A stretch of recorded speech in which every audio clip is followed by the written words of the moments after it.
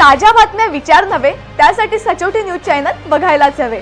ज्ञान मनोरंजन संस्कार देणारे चॅनल सचोटीला सबस्क्राइब करा, बेल आयकॉनचे बटन दाबा, सोबत शेअर करायला विसरू नका।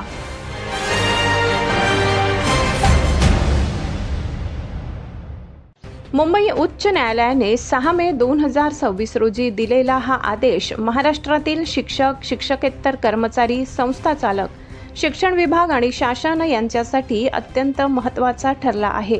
या आदेशामध्ये न्यायालयाने शिक्षकांच्या नियुक्त्या, वेतनबंदी, FIR नोंदणी, SIT चौकशी आणि शिक्षण आयुक्तांच्या भूमिकेबाबत कठोर निरीक्षणे नोंदवली आहेत। प्रकरणाची पार्श्वभूमी: महाराष्ट्रातील विविध जिल्ह्यांमध्ये शिक्षक व शिक्षकेतर कर्मचाऱ्यांच्या नियुक्त्यांबाबत मोठ्या प्रमाणावर तक्रारी करण्यात आल्या।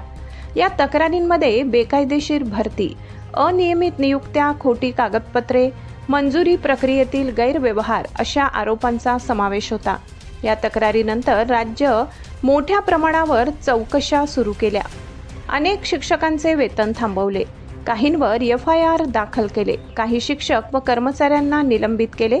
या कारवाई विरोधात शेकडो शिक्षक, कर्मचारी आणि काही संस्था चालकांनी मुंबई उच्च न्यायालयात रिट याचिका दाखल केल्या।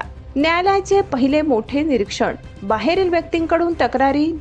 न्यायालयाने अत्यंत गंभीर निरीक्षण नोंदविले की अनेक बाहेरील व्यक्ती, तथाकथित सामाजिक कार्यकर्ते, काही संघटनांचे पदाधिकारी आणि शिक्षण क्षेत्राशी थेट संबंध नसलेले लोक मोठ्या प्रमाणावर शिक्षकांविरोधात तक्रारी करत आहेत। न्यायालयाने स्पष्टपणे म्हटले की अनेक वर्षांपासून सेवेत स्थिर असलेल्या शिक्षकांविरुद्ध अचानक तक्रारींचा पूर आला आहे।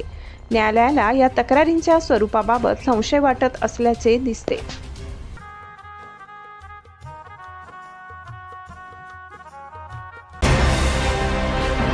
ताज्या बातम्या विचार नव्हे त्यासाठी सचोटी न्यूज चॅनल बघायलाच हवे। ज्ञान मनोरंजन संस्कार देणारे चॅनल सचोटीला सबस्क्राइब करा, बेल आयकॉनचे बटन दाबा, सोबत शेअर करायला विसरू नका।